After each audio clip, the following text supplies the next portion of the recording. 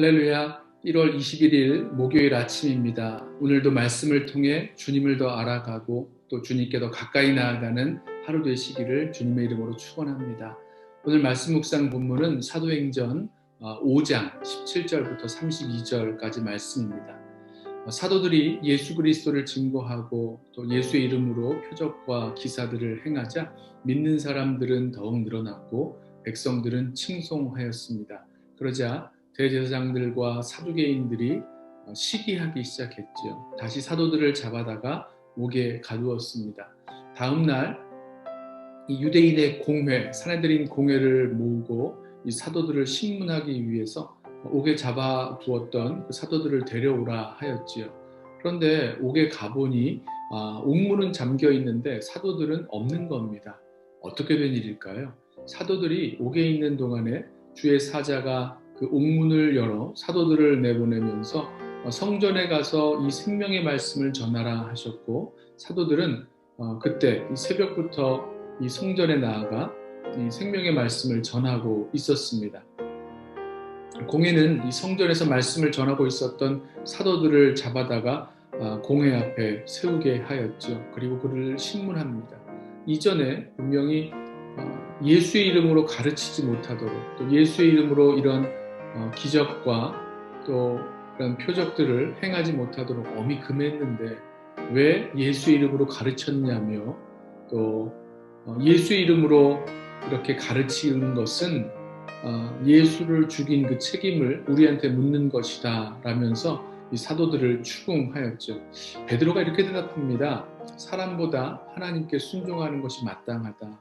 너희가 십자가에 못 박아 죽인 예수를 하나님이 다시 살리셨고 이스라엘에게 회개함과 죄사함을 주시기 위해서 임금과 구주로 삼으셨다. 우리가 이 일의 증인이다. 하나님 주신 성령도 그러하다. 이렇게 증언하였습니다. 말씀을 묵상하면서 사도들이 이렇게 담대하게 예수 그리스도를 전하는 모습을 보면서 어디에서 이런 담대함이 나왔을까 묻게 되었습니다. 다시 옥에 갇혀 있다가 천사들이 이 옥문을 열어 사도들을 끌어내면서 성전으로 가서 생명의 말씀을 전하라는 말씀을 듣고 그대로 순종해서 성전으로 가서 예수 그리스도를 증거하는데요. 이렇게 하면 그대로 다시 옥에 잡혀갈 것이 뻔한 일 아니겠습니까? 이 말씀 전하다가 옥에 갇혔고 또 다시 성전에서 멀지 않은 곳에서 뻔히 보이는 곳에서 말씀을 전하면 멀지 않아 다시 잡혀가는 것은 아주 불 보듯 뻔한 일이기 때문입니다. 또 다시 그 공회에 붙잡혔을 때도 너희가 십자가에 못 박아 죽인 예수를 하나님이 살리셔서 임금과 구주가 되게 하셨다라는 이런 증언 또한 사도들이 이전에 그런 고초를 당했던 그런 이유가 되었고, 이렇게 말하는 것이 분명히 또 어려운 일을 당하게 될 그런 충분한 이유가 될 것을 알았을 테니 말입니다.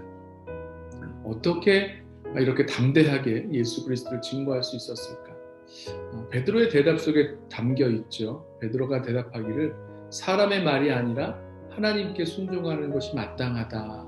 그렇기 때문에 불보듯 뻔한 그런 고초 앞에서도 예수 그리스도를 증언할 수 있었습니다. 또 이 유대인들이 십자가에 못 박아 죽게 한 예수를 하나님이 다시 살리신 그 부활의 증인이기에, 사도들이 이 부활의 증인이기에 그 목격한 것을 본 대로 또 알고 있는 대로 말하지 않을 수 없었던 거죠. 그리고 한 가지 더, 사도들이 오늘 이 공회 앞에서 예수 그리스도의 부활에 대해서 증언하면서 했던 그 말씀을 좀 주목해 보았으면 좋겠습니다. 31절 말씀인데요.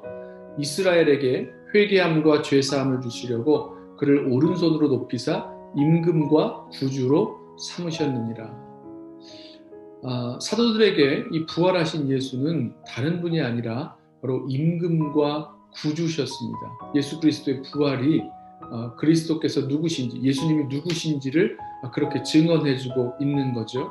자, 사도들이요, 사내들인 공회에 붙들려 와서 신문을 받고 있기에 지금 그 종교적인 권력을 잡고 있는 대제사장과 사두개인들 또 사내들인 공회 아래에 이렇게 다스림을 받고 있는 것처럼, 그 권세 아래 있는 것처럼 보이고, 또 당시 세계 최강의 로마 제국이 모든 세상을 다스리는 것처럼 보이지만, 사도들에게는요, 이 사내들인 공회도 또 로마 제국도 이들의 임금과 구주가 되지는 못했습니다. 누구시죠? 바로 부활하신 예수 그리스도께서 이 사도들의 임금과 구주가 되셨기 때문에, 그래서 담대하게 복음을 전할 수 있었죠. 저와 여러분에게도 마찬가지 아닐까요? 부활하신 예수님이 살아계시고 우리의 임금과 구주가 되신다면, 우리 삶에 있는 어떠한 상황 속에서도, 어떠한 위협 속에서도 우리는 예수 그리스도를 증거할 수 있을 것입니다.